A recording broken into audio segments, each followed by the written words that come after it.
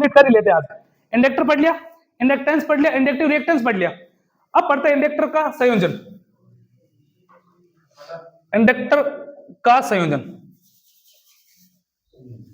संयोजन प्रतिरोधों का संयोजन पढ़ रखा आप लोगों ने? कितने प्रकार का था? श्रेणी समांतर मोस्टली दो ही थे, श्रेणी और समांतर। मिश्रित होता ही नहीं, अपने खुद ने बनाए श्रेणी और समांतर। वैसे इंडक्टर का भी सेम है, एक तो होता है श्रेणी क्रम। क्या होता है? श्रेणी क्रम। श्रेणी क्रम दिखने में कुछ ऐसा होगा, प्रतिरोध की तरह दिख रहा है कि नहीं दिख रहा? सप्लाई में क्या दूं, एसी दूं कि डीसी? डीसी क्यों नहीं दे सकते? समझ गए ना आप? तो ये L1, ये L2 और ये तो श्रेणी क्रम में टोटल LT कैसे निकलेंगे? LT बराबर L1 plus L2 plus L3। चलो आगे, प्रतिरोध में पढ़ा था ना सेम। यदि सभी इंडक्टर एक ही मान के हैं तो LT कैसे निकालना आप लोगों को? जैसे सारे प्रतिरोध अगर एक ही मान के तो कैसे निकालोगे? N डॉट R से निकलता था ना, यहां क्या निकल जाएगा? N dot L। कैसे? अगर मैं मान लूं कि ये मेरा 2 हेनरी की है, ये भी मेरी 2 हेनरी की है, ये भी मेरी, तो श्रेणी क्रम में कोई दिक्कत नहीं है, तो निकालेंगे L1 plus L2 plus L3। तो 2 और 2 टोटल कितना आ गया? ऐसे इससे भी तो आ सकता है ना। N कितना है? टोटल कितनी है? कितने की? एक। आंसर इससे भी तो आ रहा है। आंसर आएगा किसमें? हेनरी में। तो अपने पढ़ा था ना प्रतिरोध का, वैसे इसका होने वाला है। बस थोड़ी देर और। दूसरा क्रम है समांतर क्रम। कौन सा क्रम है? समांतर क्रम।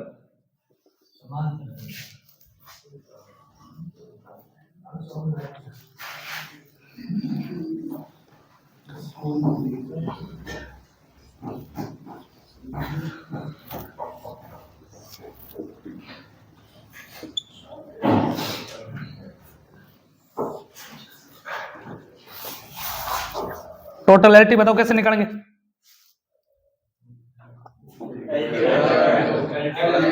सब सोचो, वैसे समांतर क्रम में है ना, अपन निकालते थे क्या प्रतिरोध? कैसे समांतर में प्रतिरोध ज्ञात करने का सूत्र क्या था?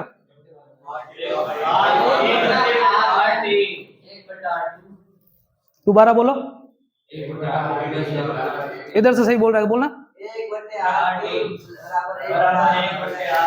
1L यानी कि 1/LT बराबर 1/L1। आगे बात समझ में? LT बराबर नहीं होता, 1/LT होता है। यदि सभी इंडक्टर एक ही मान के हैं तो LT कैसे निकालोगे?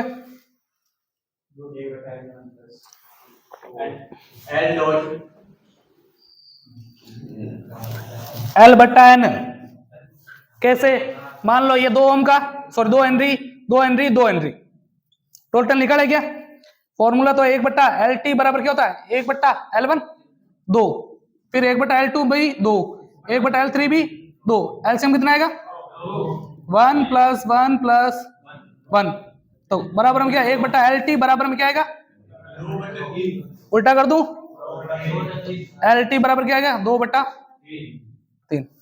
इससे निकाल के देखे क्या? अगर सारे एक ही मान गया ना, सेकंड निकालते सेकंड मेथड से, तो LT बराबर क्या होगा? L/N। L कितने का है? 1 2 का। N कितने का है? 3 का। अरे आंसर सेम ही तो आता है। चले आगे, नोट डाल के याद रखना, समांतर क्रम में तुल्य प्रतिरोध का मान कम से कम आता है, कम से कम। अब देखो समांतर क्रम में एक जो है, जो कितने मान के आंसर जो आएगा वो 2 से भी क्या आएगा? कम आएगा। समझ आ रही है मेरी बात? समांतर क्रम में तुल्य प्रतिरोध का मान सदैव उच्चतम प्रतिरोध से हमेशा क्या आएगा? कम ही आएगा। आपके सामने पड़ा है, अगर प्रतिरोध का चौका सेम चलता है, अगर आप बोल दें कि श्रेणी क्रम में टोटल जो कुल तुल्य प्रतिरोध है उसका मान कितना होगा? अधिकतम होता है। देखो एक प्रतिरोध कितने का था, टोटल कितना है, तो तुल्य प्रतिरोध का मान क्या होता है, अधिकतम आता है, और समांतर में तुल्य प्रतिरोध का मान आई क्या, मेरी बात समझ आ जाओ उतारो, फिर देखते थोड़ा सा। इंडक्टर में संचित ऊर्जा, संचित ऊर्जा आपको पता है ना, इंडक्टर क्या करता है, धारामान परिवर्तनों का विरोध करता है। मैंने कहा था ये क्या करता है, अपने अंदर धारा को संचित करता है, धारा को क्या करता है, धारा को रोकता है, और वोल्टेज को क्या करता है, जाने देता है। धारामान परिवर्तनों का विरोध यानी कि धारा को रोकेगा और जाने किसको देगा, तो वो क्या जो ऊर्जा होती है वो कितनी ऊर्जा संचित करता है, उसका निकालने का सूत्र होता है E बराबर half LI square, LI square. Answer आता है इसका जूल में, किसमें आंसर आता है, जूल। ऊर्जा की क्या होती है, जूल। कर चुके अपन ने कार्य शक्ति ऊर्जा तीनों कर लिए चैप्टर, जिसके अंदर ऊर्जा की क्या बताई थी, जूल। तो इंडक्टर द्वारा संचित ऊर्जा निकालने का सूत्र क्या होता है, half LI square, half LI square. एक क्वेश्चन देखते हैं इस पे के ऊपर, किसी इंडक्टर एक 2 मिली हेनरी की कॉइल, एक 2 मिली हेनरी की कॉइल में से एक 2 मिली हेनरी की कॉइल में से, हेलो 5 मिनट फोन, ठीक है, क्लास में 5 मिनट फोन करता हूं।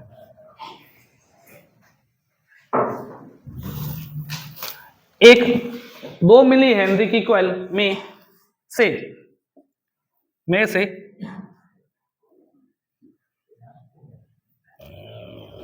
वे है 200 एम्पीयर धारा प्रवाहित करने पर उसमें संचित ऊर्जा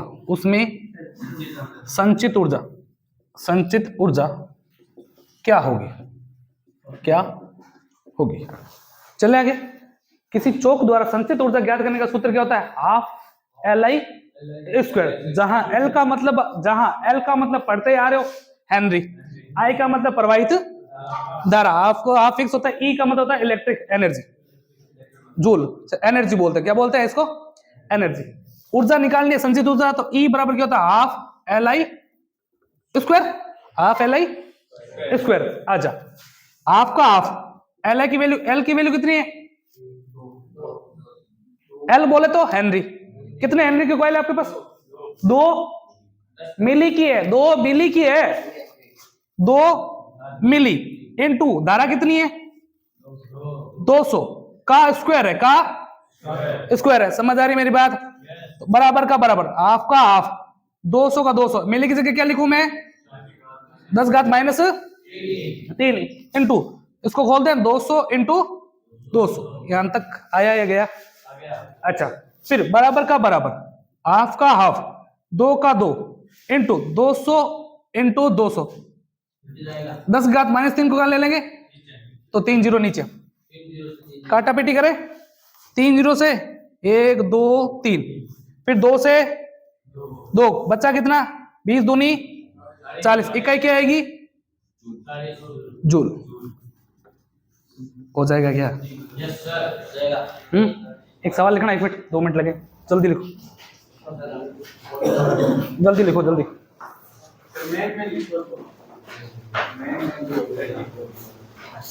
मैं नहीं करवा रहा हूँ,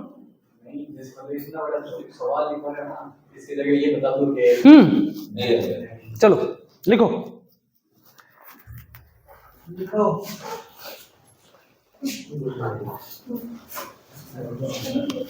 आई बराबर लिखो,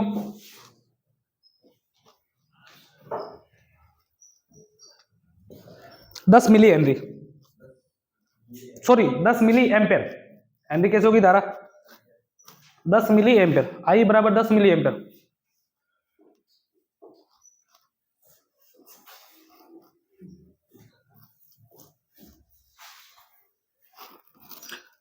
L बराबर लिखो,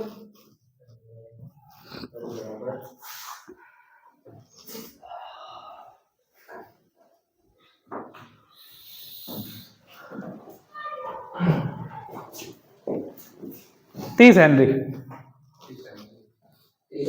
30 हेनरी खाली हेनरी, वरना ज्यादा चला जाएगा। 30 हेनरी।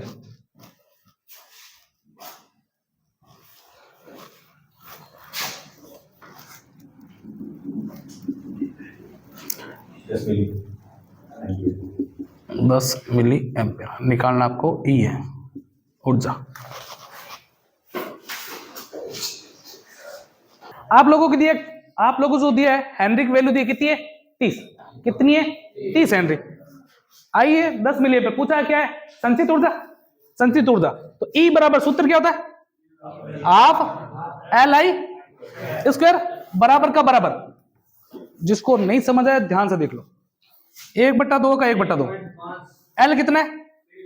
30 इंटू आई कितना है? 10 मिली का स्क्वायर। यही तो है। अब देखना, अब यही दिक्कत हो रही है सब लोगों के, सबके यही दिक्कत है। 1/2 का 1/2 इंटू 30 का 30। इसको कितनी बार लिखूं मैं? 10 इंटू 10⁻³ इंटू 10 इंटू 10⁻³ लिख सकता हूं क्या? 2 बार। ठीक है। अब बराबर का बराबर 1/2 1/2 30 का 30 इंटू 10 इंटू 10। इन -3 को दोनों को नीचे ले ले। ये -3 ये आ जाएगा, -3 ये तो कितनी जीरो आ गई? 6 जीरो नहीं आ गई क्या? 2 तो अलग अलग लिख दिया तो दोनों को। चलो आगे। अब देखो कितनी जीरो? 1 2 3 3 जीरो काट दूं। 1 2 3। अब देखो 2 का भाग 3 में देना कितना आएगा? 1.5 ही आएगा। तो आएगा 1.5। नीचे कितनी जीरो चल रही है? 3 जीरो तो चल रही है। 3 जीरो खत्म हो गई। 3 जीरो अगर ऊपर वापस लगा दूं मैं तो मिली आंसर नहीं आ जाएगा क्या भाई? जब माइनस का 3 नीचे प्लस का 3 हो जाता है मिली में आता था आंसर। तो इसकी जगह मैं ये भी तो लिख सकता हूं 1.5 मिली जूल। मिली आंसर ये भी सही है, कोई दिक्कत नहीं है। अगर आपको ये नहीं आए, पहला आंसर तो ये, अगर नहीं है तो पॉइंट हटाया 1.5। नीचे कितनी जीरो है? पॉइंट हटाया। नीचे कितनी जीरो होगी? एक और। टोटल कितनी जीरो होगी? 4। तो 4 अंक बाद पॉइंट लगा दो। 0.0015 जूल। ये खाली जूल में आएगा आंसर।